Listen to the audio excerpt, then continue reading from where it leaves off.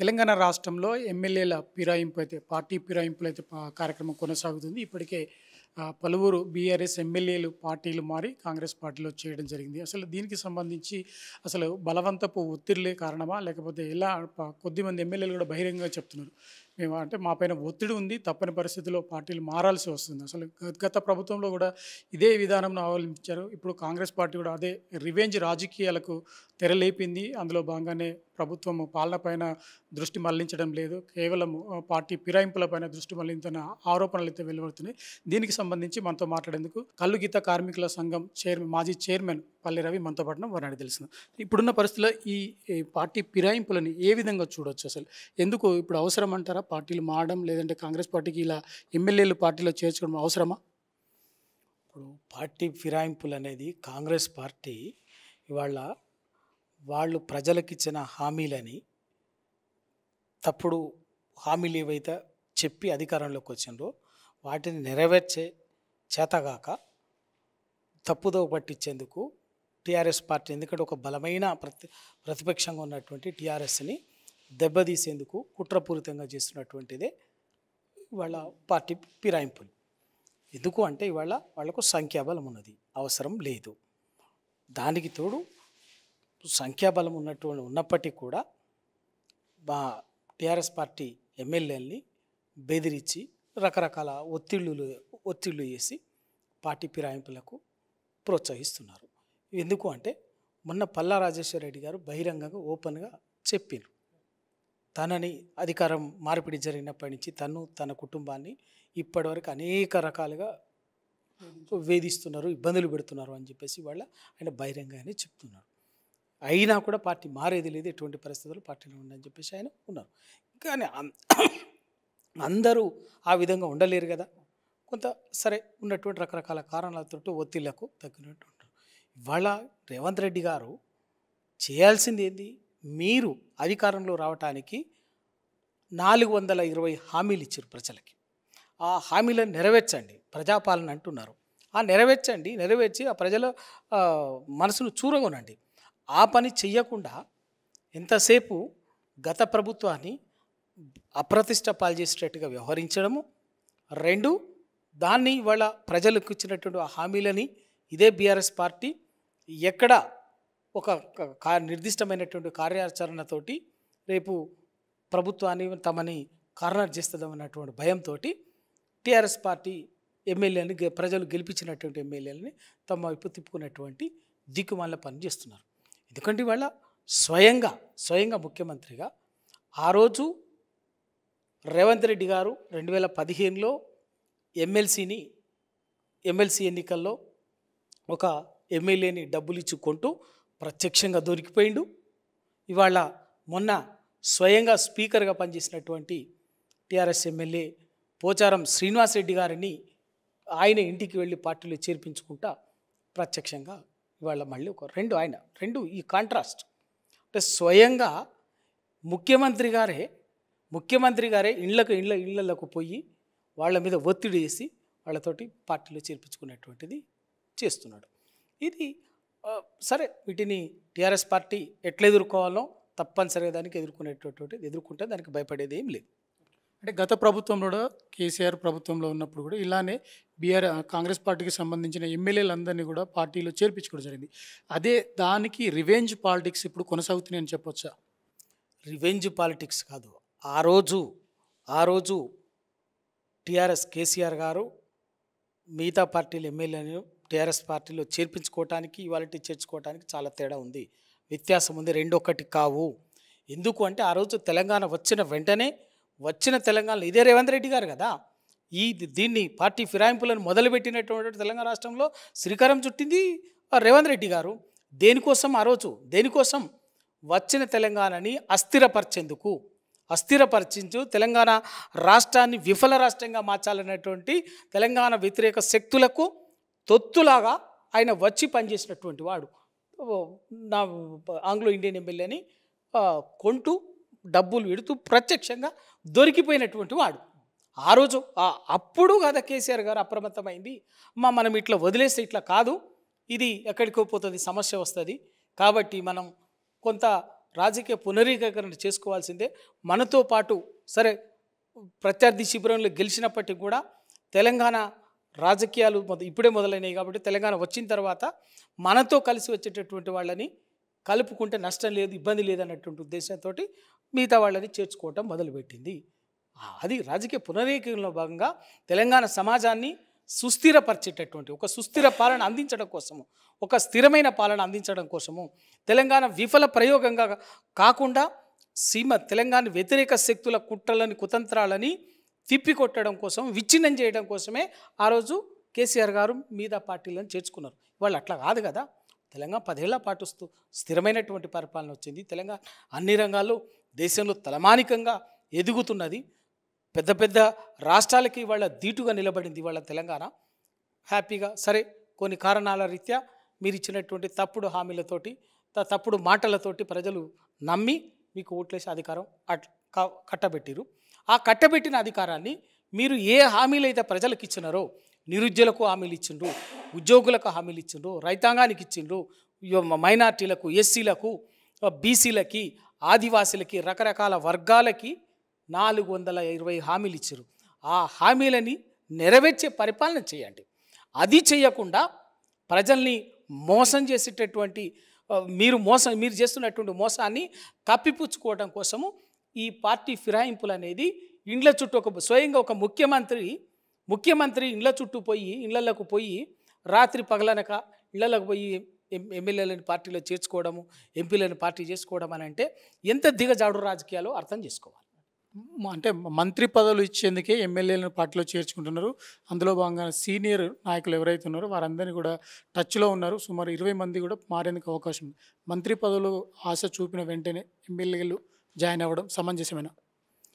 ఇప్పుడు నిజంగా రాజకీయంగా ఎంతో కొంత సరే వాటి పరిస్థితులు కొంత అటు ఇటు పరిస్థితులను బట్టి మనం ఉన్నప్పటికీ కూడా ఒక సుస్థిరమైనటువంటి ఒక బలమైన ఉన్నటువంటి వ్యవస్థ కొంచెం ఎంతో కొంత రాజకీయ పార్టీలకు అనేది ఎక్కడో కొంత వ్యక్తులకు అనేటటువంటి వాళ్ళు తనకు ఓట్లేసి గెలిపించినటువంటి ప్రజల పట్ల, నియోజకవర్గాల పట్ల వీళ్ళ పోచారం శ్రీనివాసరెడ్డి గారిని ఎమ్మెల్యేకి గెలిపించారు. అంతకుముందు 2014లో 18లో మొన్న గెలిపించారు. అంటే టీఆర్ఎస్ రాజకీయాలతో మీరు ఉండటాన్ని విశ్వసించి గెలిపించారు. కనీసం మీరు వాళ్ళ విశ్వాసాలకు విరుద్ధంగా మీరు వ్యవహరించాల్సిన అవసరం లేదు. ఎందుకు అంటే ఎక్కడో దగ్గర కొన్ని పరిస్థితులను బట్టి కొంత వాళ్ళకు సహకరించో అటువంటిది ఏమో కానీ మీరు ఎంతసేపు మీ రాజకీయ అవసరాల కోసం మొత్తం విరుద్ధమైనటువంటి రాజకీయాలు. వాళ్ళ స్పీకర్ గారు పోచారం శ్రీనివాసరెడ్డి గారు అధికారంలోకి రాగానే 2014 తెలంగాణ రాగానే వ్యవసాయ మంత్రిగా ఓ కీలక స్థానంలో కూర్చోబెట్టింది. ఇవాళ స్పీకర్గా తర్వాత ఇప్పటికీ అధికారం పోయినప్పటికీ కూడా ఆయనకు కేసీఆర్ గారు ఒక గౌరవంగా తనతో పాటు గౌరవంగా ప్రతి సందర్భంలో పార్టీ కార్యక్రమంలో ఆ గౌరవం ఇచ్చింది.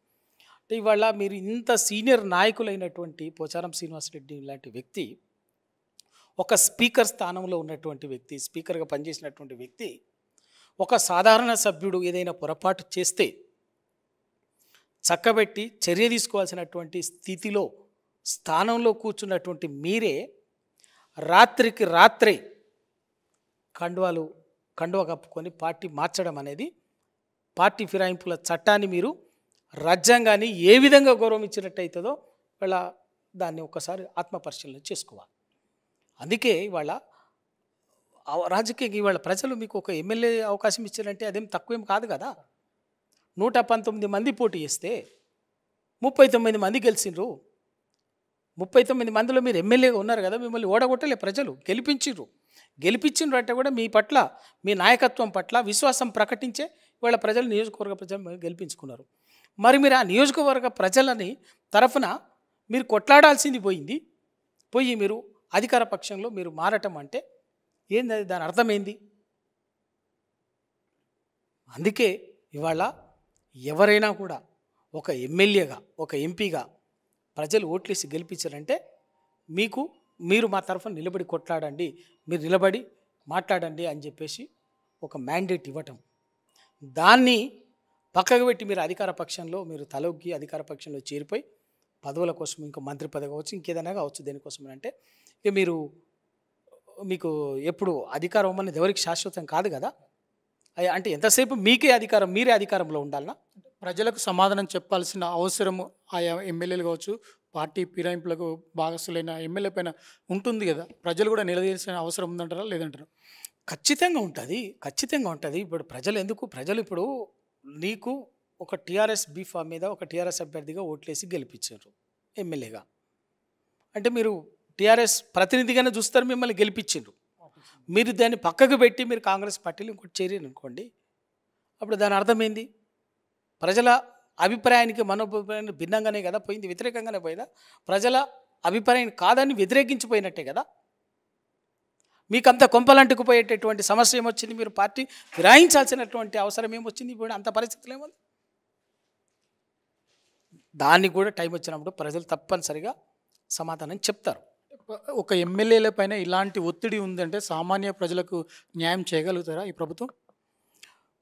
ఇప్పుడు అదే ప్రభుత్వం చేస్తున్న పని ఏంటంటే ప్రజలకు ఇచ్చినటువంటి హామీలు, రకరకాల హామీలు ఉన్నాయి, 400 హామీలు. వాటిని నెరవేర్చేటటువంటి ఉద్దేశం ఈ ప్రభుత్వానికి లేదు కాబట్టి వాటిని ప్రజల నుంచి ఆ దృష్టిని మళ్లించడం కోసం ఈ పార్టీ ఫిరాయింపుల్ని ముందుకేసి ఇటువంటి వాటి ద్వారా వాటిని ప్రముఖంగా నిరంతరం చర్చలో ఉండేటట్టుగా చేస్తున్నారు. ఎల్లకాలం ఏమి ఉండవు. తప్పనిసరిగా రేపు ఇదే కాంగ్రెస్ పార్టీ కావచ్చు, బీజేపీ కావచ్చు, తెలంగాణకు సంబంధించి వాళ్ళ రకరకాల సమస్యలు వస్తున్నాయి. వాటిని తప్పనిసరిగా ప్రజలకు మీరు ఏ హామీలు అయితే ఇచ్చినారో ఆ హామీలు నెరవేర్చకుండా మీరు కొంత కాలయాపన చేయగలుగుతారేం కానీ ప్రజాక్షేత్రంలో తప్పించుకోలేరు. తప్పనిసరిగా మిమ్మల్ని తరిమే రోజు వస్తుంది. ఎందుకు అంటే వాళ్ళ రైతు బంధు ఉన్నది. రైతు బంధుని రైతు భరోసాగా ఇస్తామని చెప్పిండ్రు. 15,000 అన్నారు. ఇప్పటికి 2 సీజన్లు పోయినాయి. ఇప్పటిది కూడా ఆల్రెడీ స్టార్ట్ అయిపోయింది, మధ్యలోకి వచ్చింది, ఇప్పటికే మొదలు పెట్టాలి. దానికి సంబంధించి మంత్రివర్గ ఉపసంఘం వేసిండ్రు. ఆ పేరు మీద 2 నెలలు 3 నెలలు కథం ఈ సీజన్ కూడా స్కిప్ చేస్తారు. 2 రుణమాఫీ అన్నారు. రుణమాఫీ మీరు మొదట లెక్కలు చెప్పిన రోజు అధికారం లాగానే చెప్పిన మాట ఏంది? 40,000 కోట్లు అన్నారు. 40,000 కోట్లు రుణమాఫీ చేయాల్సి ఉంటుంది అన్నారు. నిన్న దాని నిర్ణయం తీసుకొని ప్రకటించిన రోజుకి వచ్చేసరికి ఏమైంది? అది 31,000 కోట్లు వచ్చింది. అంటే 9,000 కోట్లు ఎక్కడ పోయినాయి? ఎందుకు తగ్గినాయి? ఎవరికి కోత విధించిండ్రు? ఏ వర్గానికి విధించిండ్రు? దానికి పెట్టిన నిబంధన ఏంది? ఇది అట్లా రేపు ధాన్యానికి క్వింటాలకు 500 రూపాయల బోనస్ అన్నారు. నిరుద్యోగులకు 2 లక్షల ఉద్యోగాలు అన్నారు. సంవత్సర కాలంలోనే క్యాలెండర్ నోటిఫికేషన్ ఇస్తామన్నారు. తర్వాత 1 ఇయర్లోనే అధికారం వచ్చిన సంవత్సరంలోనే 2 లక్షల ఉద్యోగాలు భర్తీ చేస్తామన్నారు. ఇప్పటికీ 7వ నెల నడుస్తున్నది. 5 నెలలే మిగిలింది. ఎన్ని లక్షల ఉద్యోగాలకు నోటిఫికేషన్ ఇచ్చినారో రేపు సమాధానం చెప్పాలి కదా. ఆ రోజు నోటికొచ్చిన అబద్ధంతో చెప్పిందే చెప్పి గోబెల్స్ ప్రచారం చేసి ఒక్క ఉద్యోగం భర్తీ చేయలేదు అని చెప్పేసి తప్పుడు మాటలు చెప్పి నిరుద్యోగులను రెచ్చగొట్టి సమాజంలో ఆ నిరుద్యోగుల్లో ఓ భయానక వాతావరణం సృష్టించి టీఆర్ఎస్ పట్ల, కేసీఆర్ గారి పట్ల, ప్రభుత్వం పట్ల ఒక వ్యతిరేక భావాన్ని నెలకొల్పి అధికారంలోకి వచ్చారు. ఇవాళ అడుగుతున్నాం, 2014 నుంచి 2023 డిసెంబర్ వరకు ఈ తెలంగాణ రాష్ట్రంలో భర్తీ చేసిన ఉద్యోగాలు 2 లక్షల ఉద్యోగాలు. 2 లక్షల ఉద్యోగాలు, 1-2 కాదు, 2 లక్షల ఉద్యోగాలు ఈ దేశంలో గడచిన 10 ఏళ్ల కాలంలో భర్తీ చేసినటువంటి చరిత్ర ఏ ఒక్క రాష్ట్రంలో కూడా లేదు. ఒక్క తెలంగాణలోనే 2 లక్షల ఉద్యోగాలను భర్తీ చేసినటువంటిది తెలంగాణ కేసీఆర్ గారి ప్రభుత్వం. దాన్ని కూడా అబద్ధం చెప్పి నిరుద్యోగులను రెచ్చగొట్టి ఒకటి భర్తీ చేయలేని అబద్ధాలని చెప్పారు. బిడ్డ ఇవాళ చెప్తున్నాం, భర్తీ చేసి 2 లక్షల ఉద్యోగాలు భర్తీ చేస్తే ఒక్క ఉద్యోగం భర్తీ చేయలేదని చెప్పేసి బదనాం చేశారు కదా, అప్రతిష్టపాలు చేశారు కదా. అదే నిరుద్యోగులు మీరు చెప్పింది ఏంది? సంవత్సర కాలంలో 2 లక్షల ఉద్యోగాలు భర్తీ చేస్తామన్నారు. ఇప్పటి వరకు ఒక్క ఉద్యోగం కూడా భర్తీ చేయలే. 3 నెలల 30,000 ఉద్యోగాలు ఇచ్చినామని చెప్పారు.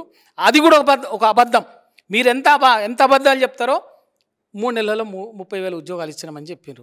అవి ఎప్పుడు నోటిఫికేషన్ వేసినాయి, ఎప్పుడు ఎగ్జామ్స్ పెట్టినాయి, వాటికి సంబంధించిన ప్రాసెస్ అంతా ఎప్పుడు పూర్తయింది?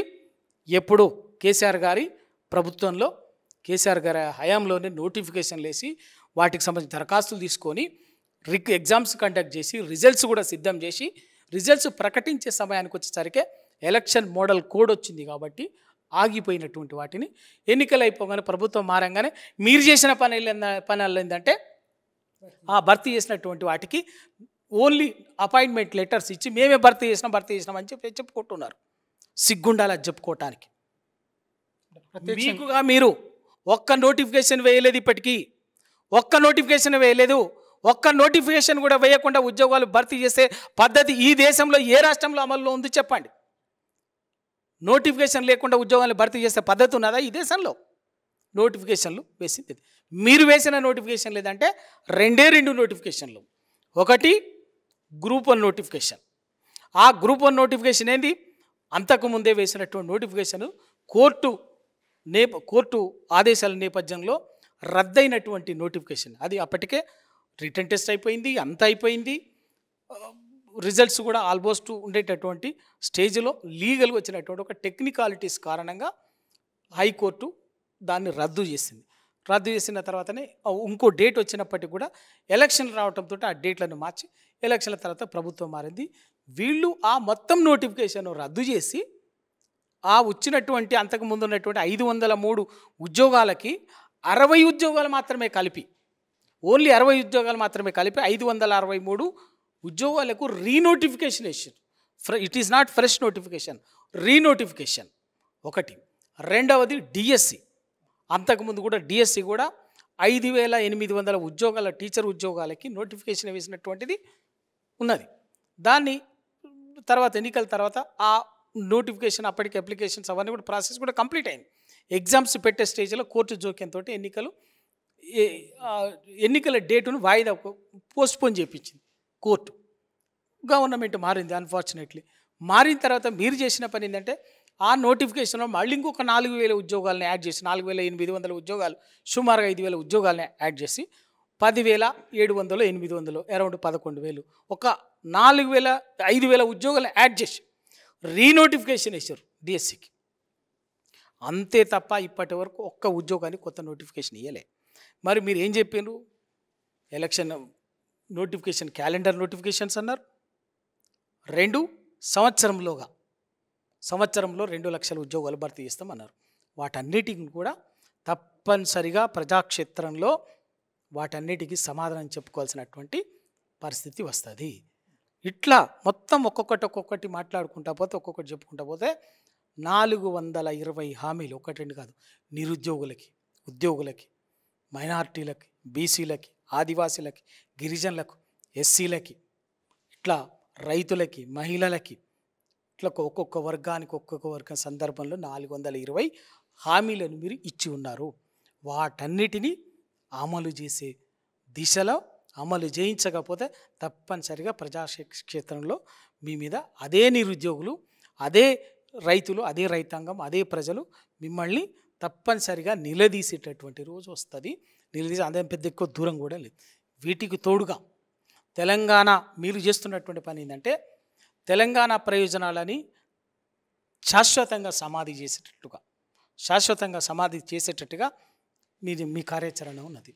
ఇప్పుడు బొగ్గు గనులకు సంబంధించినది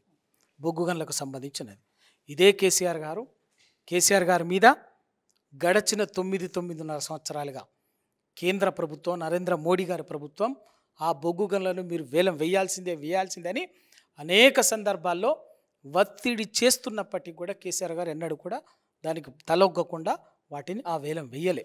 అది ఎవరో కాదు, స్వయంగా మొన్న బొగ్గు గనుల కేంద్ర మంత్రి అయినటువంటి కిషన్ రెడ్డి గారే స్వయంగా ఆ మాటను కూడా చెప్పిండ్రు. 9.5 సంవత్సరాలుగా గడిచిన ప్రభుత్వం మీద మేము కేంద్ర ప్రభుత్వం పదే ఒత్తిడి చెప్పినా, ఎన్నిసార్లు చెప్పినా కూడా బొగ్గు గనుల వేలం వేయలే, మీరు వేస్తారా వేయరా అని చెప్పేసి ఇదంతా డ్రామా.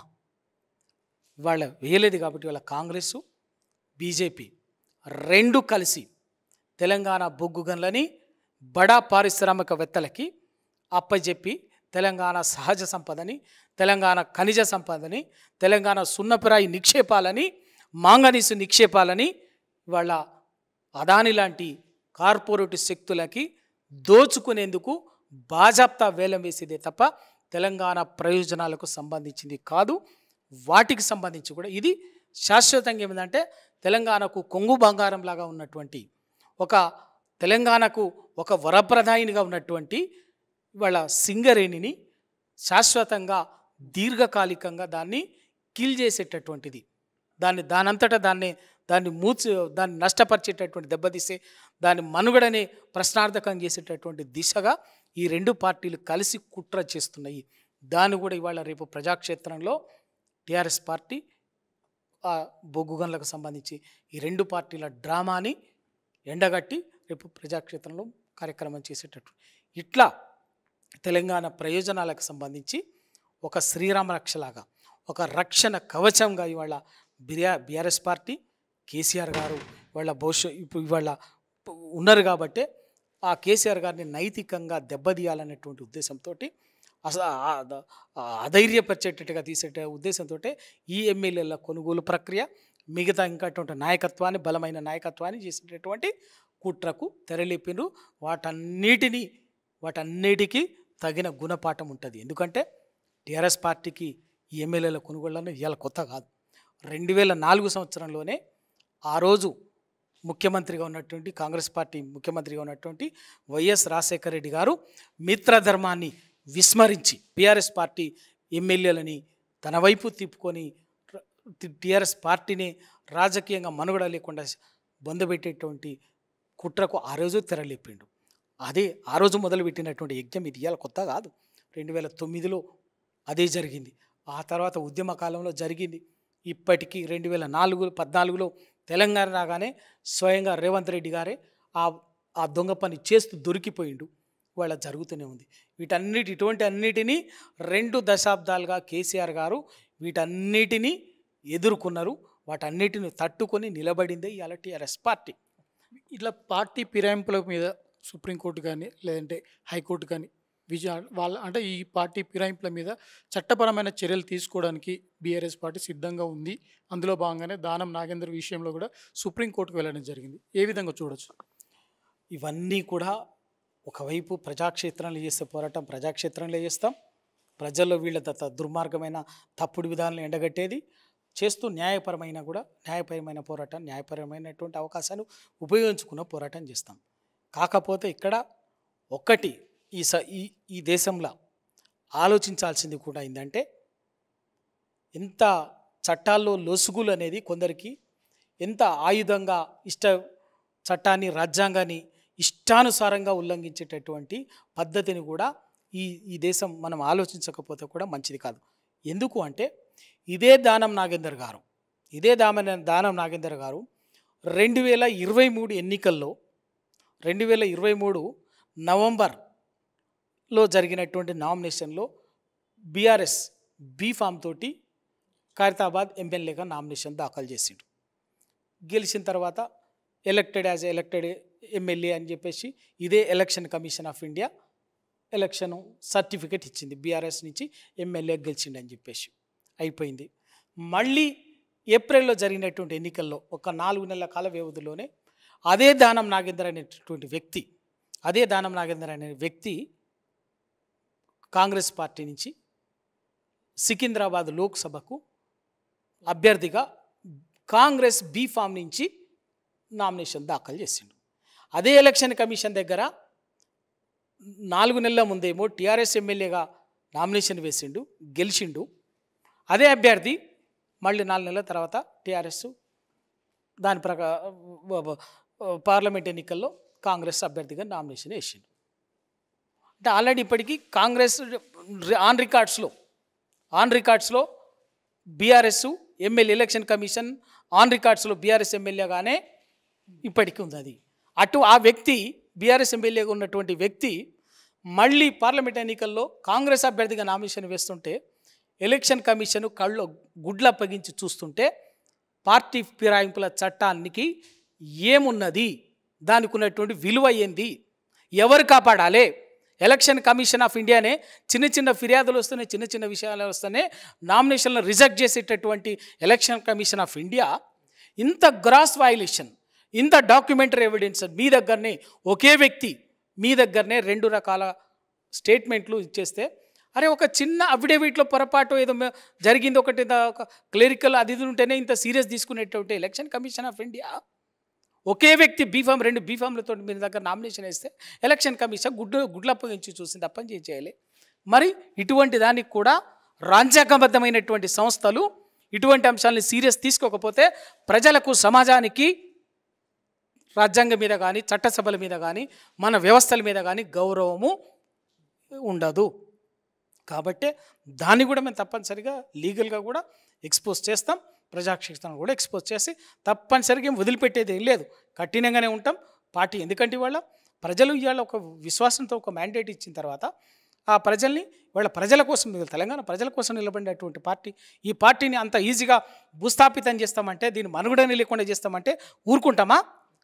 బరాబర్గా అటువంటి వాటి వాళ్ళ గుణపాఠం చెప్తాం, ఈ పార్టీని కాపాడుకుంటాం. ఏదైతే పార్టీ ఫిరాయింపులకు పాల్పడుతున్నారో ఆ ఎమ్మెల్యేలపైన చట్టపరంగా మేము ఒకవైపు చట్టపరంగా పోరాటం చేస్తూనే ప్రజాక్షేత్రంలో వారిని నిలదీయాల్సిన బాధ్యత ఉంది. అందులో భాగంగానే ప్రజలను కూడా చైతన్యం చేస్తాం. వారికి వ్యతిరేకంగా పోరాటం చేసేందుకు మేము పోరాటం చేసేందుకు సిద్ధంగా ఉంటాం. రాబోయే రోజుల్లో ఖచ్చితంగా ఈ పార్టీ ఫిరాయింపులకు సంబంధించి ఎక్కడ జరిగినా కూడా ఇంకా ఇటువంటి చర్యలు జరగకుండా ఎలక్షన్ కమిషన్ కూడా దీనిపైన దృష్టి సాధించి కఠినమైన చర్యలు తీసుకుంటే రాబోయే రోజుల్లో ఈ పార్టీ ఫిరాయింపులకు పూర్తి స్థాయిలో చెక్ పెట్టే అవకాశం ఉందంటున్నారు.